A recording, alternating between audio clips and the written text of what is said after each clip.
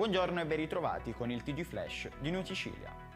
La Cassazione ha riunito per il 30 gennaio la discussione dei ricorsi presentati nelle scorse settimane dall'Avvocatura dello Stato contro i provvedimenti di due giudici del Tribunale di Catania che hanno negato la convalida del trattenimento di alcuni migranti nel centro di Pozzallo.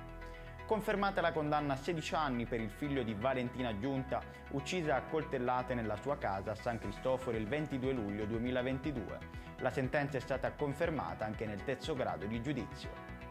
Regione e ASP di Palermo insieme nella realizzazione e gestione di un centro di pronta accoglienza che possa fornire sostegno medico, farmacologico, terapeutico e psicologico emotivo ai soggetti con dipendenza da sostanze come crack e cocaina.